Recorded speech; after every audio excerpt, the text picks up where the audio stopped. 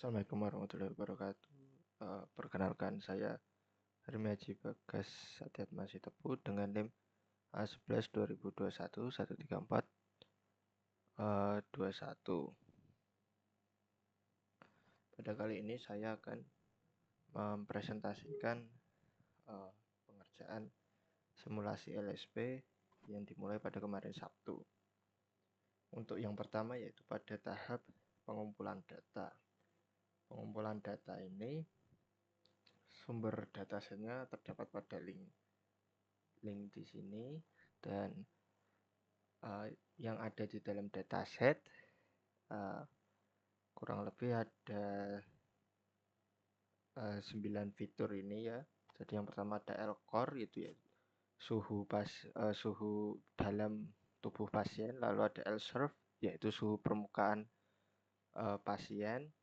Ada LO2, yaitu saturasi oksigen yang dihitung dalam persen. Lalu ada LBP atau pengukuran tekanan darah terakhir pasien. Lalu ada serve STPL, yaitu suhu stabil permukaan suhu stabil luar pasien. Lalu ada core STPL, yaitu stabilitas suhu dalam tubuh pasien. Lalu ada BPSTPL, yaitu tekanan darah pasien yang untuk nilai stabilnya. Lalu ada comfort, yaitu tingkat kenyamanan pasien saat itu akan dipulangkan, diukur dalam bilangan bulat antara 0 dan 20.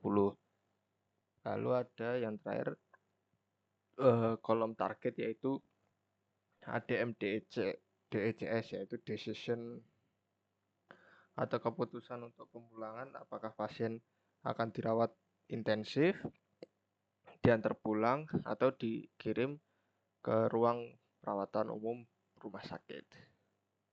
Untuk yang pertama yaitu yang kedua yaitu menelaah dataset.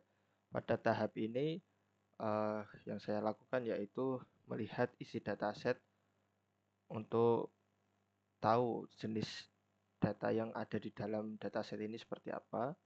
Saya gunakan dua library ini, Pandas dan NumPy. Lalu saya ambil sumber dataset, jadi datasetnya saya unduh, lalu saya simpan di dalam Google Drive dengan link tersebut. Lalu ini tampilan 5 data teratas dalam dataset. Ini ada tampilan 5 data paling bawah dari dataset. Lalu ini informasi dataset ya. Jadi dalam sini terlihat ternyata ada 10 kolom. Satu kolom yang saya kelewatan yaitu kolom 0 ini, yang harusnya yaitu pasien ID. Di sini tampak jumlah datanya yaitu 89, dan ada beberapa data yang missing value atau kosong, dan semua tipe datanya kecuali kolom pertama yaitu objek. Kolom pertama sendiri yaitu integer 64.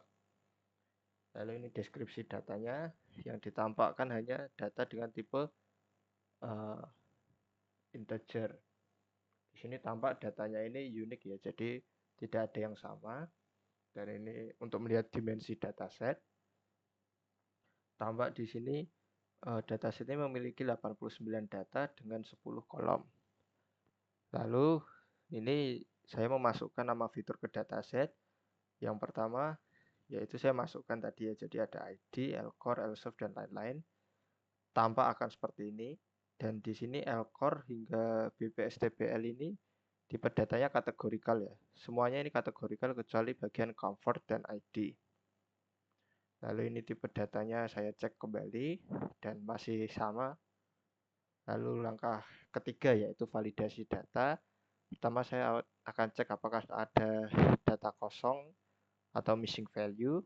Yang pertama saya tunjukkan dengan ini, tampak ada 3 kolom yang memiliki empat kolom yang memiliki missing value, yaitu L02, serve STPL, comfort, dan ADM decision. Dan untuk data duplikat tidak ada alias 0. Lalu pada langkah keempat yaitu menentukan objek data. Pada tahap ini saya akan menentukan atau memastikan semua label atau tipe datanya itu sesuai. Saya pertama cek dulu nilai unik. Tampak di sini nilai unik ya. Kolom ID ini nilainya unik alias tidak ada yang sama, dimulai dari 1 hingga 89.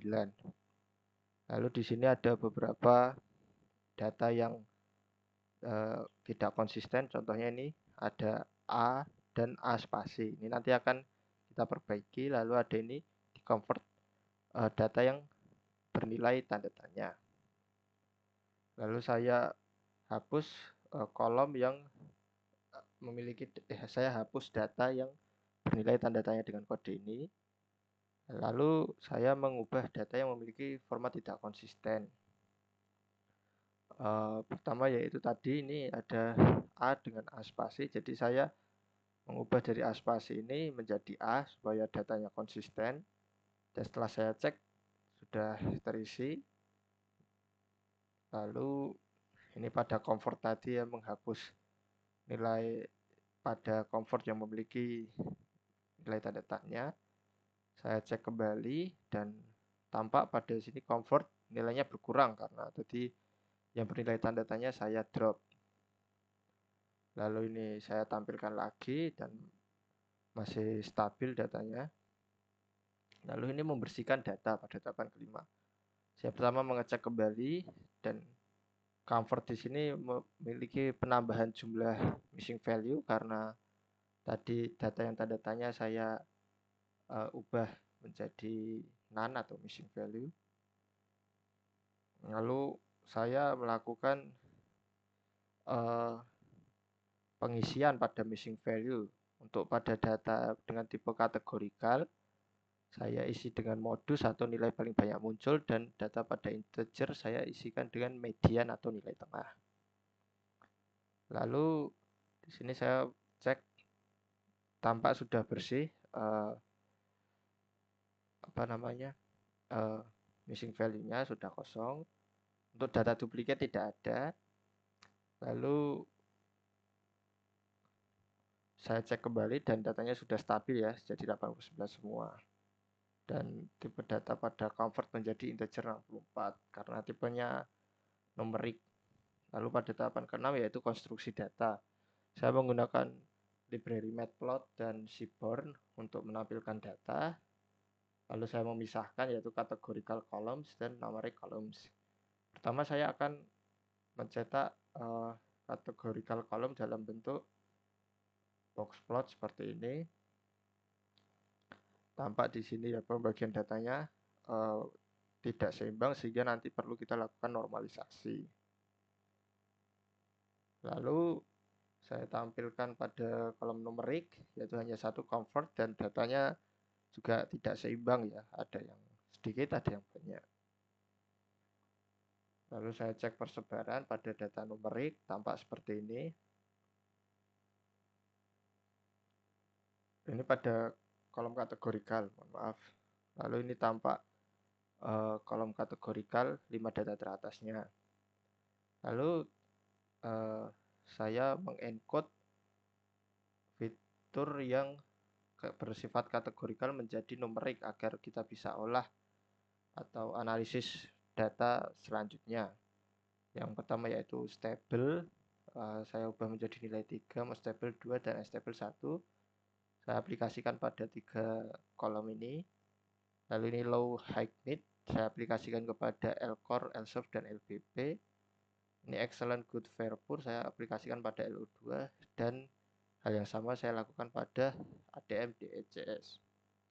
Terus saya cek, ini pada categorical columns, tampak semuanya sudah berubah menjadi numerik atau ordinal.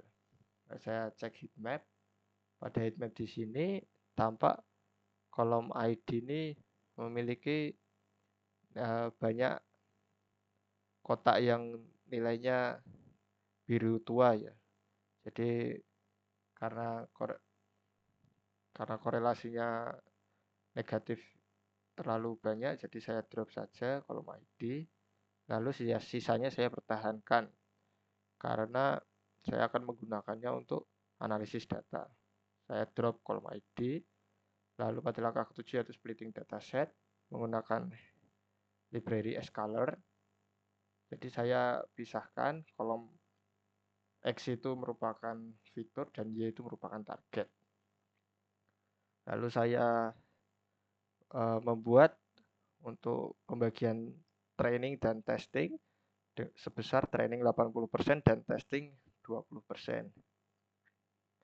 Lalu di sini tampak persebaran data pada kolom target.